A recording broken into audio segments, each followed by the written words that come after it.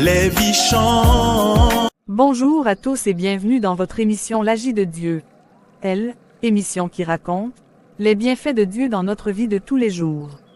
Aujourd'hui, nous recevons une jeune dame qui va nous raconter comment son orgueil l'a éloignée de Dieu avant qu'il ne lui fasse comprendre une grande leçon. Bonjour ma sœur. Bonjour Cicia, bonjour à tous les téléspectateurs. Merci d'avoir accepté de partager votre témoignage.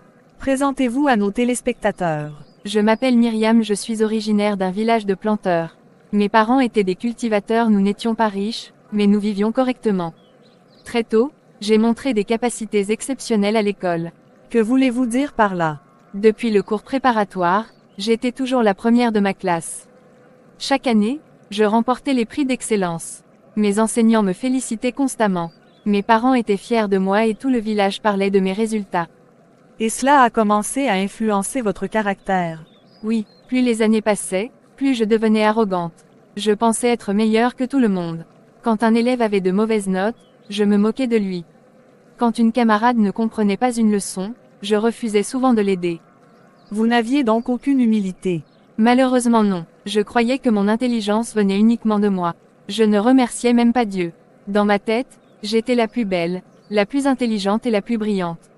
Beaucoup de camarades me craignaient. Certains m'évitaient, d'autres souffraient de mes paroles blessantes. Je rabaissais souvent les élèves qui avaient des difficultés. Je leur disais qu'ils ne réussiraient jamais dans la vie. Vos résultats continuaient-ils d'être excellents? Oui, du primaire jusqu'au lycée, je suis restée parmi les meilleurs élèves. Quand je suis arrivée en classe de terminale, j'étais persuadée que personne ne pouvait me dépasser. Je regardais les autres élèves de haut. J'ai obtenu mon baccalauréat avec une très bonne mention. Ce succès a encore augmenté mon orgueil. Tout le monde me félicitait et je pensais que ma vie serait une succession de victoires.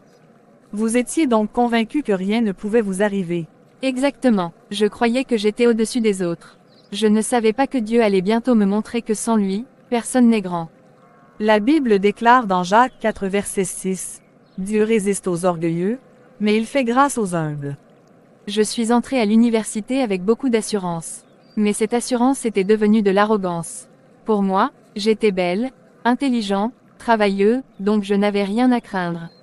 Parce que tout semblait me réussir. Mes études avançaient bien, j'avais également un petit commerce de bijoux. Je vendais des colliers, des bracelets, des boucles d'oreilles. Les clientes venaient nombreuses, je gagnais bien ma vie pour une étudiante. Vous pensiez donc que rien ne pouvait vous atteindre? Exactement, je me croyais intouchable. Quand quelqu'un me parlait de Dieu, je répondais que c'était mon intelligence et mon travail qui me faisaient réussir. Vous aviez pourtant une amie chrétienne, n'est-ce pas?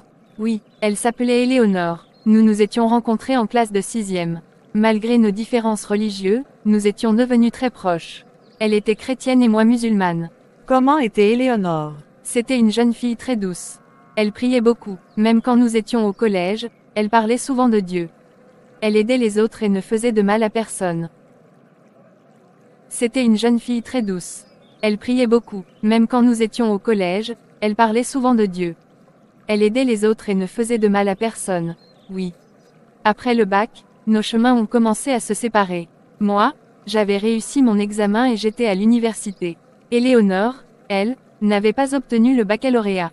Au lieu de la soutenir, je l'ai humiliée. Je lui ai parlé avec mépris. Je lui ai fait comprendre qu'elle était inférieure à moi. Un jour, devant plusieurs personnes, je l'ai tellement humiliée qu'elle s'est mise à pleurer. Elle ne m'a pas insultée. Elle ne s'est pas vengée. Elle s'est simplement éloignée de moi. Depuis ce jour, nous ne nous parlions plus. À quel moment les problèmes ont commencé? Quelques mois, après mon master en gestion des entreprises, alors que tout allait bien, j'ai commencé à souffrir de terribles maux de tête. Au début, je pensais que c'était la fatigue. Très vite. Les douleurs devenaient insupportables. Je faisais des crises étranges. J'avais des visions, des hallucinations. Je voyais des choses qui n'existaient pas. Je criais parfois sans raison. Vos parents ont dû être très inquiets. Oui, ils m'ont emmené dans plusieurs centres de santé, dans des villages nous avons dépensé beaucoup d'argent. Mais mon état continuait de se dégrader, j'avais peur. Moi qui me croyais forte, je devenais faible. Moi qui méprisais les autres, je dépendais désormais de tout le monde. Une connaissance commune a parlé de mon état. À Éléonore, lorsqu'elle a appris ma maladie, elle a été touchée. Malgré tout le mal que je lui avais fait, elle a décidé de venir voir mes parents. Si à tout cela, m'a été racontée après ma guérison. Il y avait des moments où j'étais inconsciente. C'est remarquable. Sachant que nous étions des musulmans, elle a demandé à ses parents de faire convaincre les miens. Ce qui n'a pas été facile, mais ils ont fini par accepter car ils n'avaient plus d'espoir. Ils m'ont emmené dans un camp de prière chrétien. Dès mon arrivée, le pasteur a prié pour moi, les chrétiens ont commencé à prier pour moi. Pendant plusieurs jours, ils ont intercédé. Éléonore était toujours à mes côtés. Elle priait pour moi avec beaucoup d'amour. Un soir, pendant un temps de prière, j'ai senti une paix que je n'avais jamais connue. Les douleurs ont commencé à disparaître. Les crises ont cessé progressivement. Vous avez été guéri. Oui, complètement. Après plusieurs mois, je suis rentrée chez moi, sans ces terribles maux de tête. Les hallucinations avaient disparu. J'étais guérie. Waouh! Quand notre Seigneur Jésus-Christ agit, les vies changent. Le pasteur a dit que j'avais humilié, insulte quelqu'un à mon lieu de vente. Cette personne m'a jeté un sort. Quelle leçon avez-vous tiré de cette épreuve? J'ai compris que l'orgueil, l'arrogance ne sert à rien, mais détruit plus tôt. La personne que j'avais humiliée est devenue celle que Dieu a utilisée pour me secourir. Quel est le plus grand enseignement que vous retenez de cette épreuve? J'ai appris que la beauté passe, l'intelligence seule ne suffit pas et l'argent peut disparaître. Mais Dieu demeure éternellement. Lorsque nous nous croyons supérieurs aux autres, nous ouvrons la porte à notre propre chute. Et votre foi a-t-elle changé? Oui, j'ai commencé à fréquenter avec mon ami.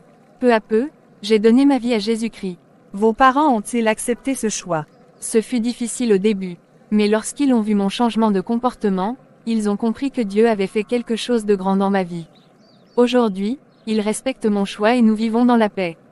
Quel message souhaitez-vous adresser à la jeunesse qui nous regarde aujourd'hui? Jeunes frères et sœurs, ne laissez jamais la beauté, les diplômes, l'argent ou le succès vous rendre orgueilleux. Aujourd'hui vous êtes peut-être admirés, mais demain la vie peut vous mettre à genoux.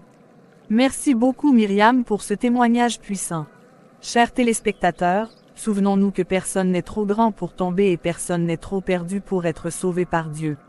Si ce témoignage vous a touché, n'oubliez pas de partager cette vidéo, de vous abonner à la chaîne La Gîte de Dieu, de laisser un commentaire et de nous envoyer vos témoignages écrits afin que nous puissions édifier d'autres. Quand notre Seigneur Jésus-Christ agit, les vies changent.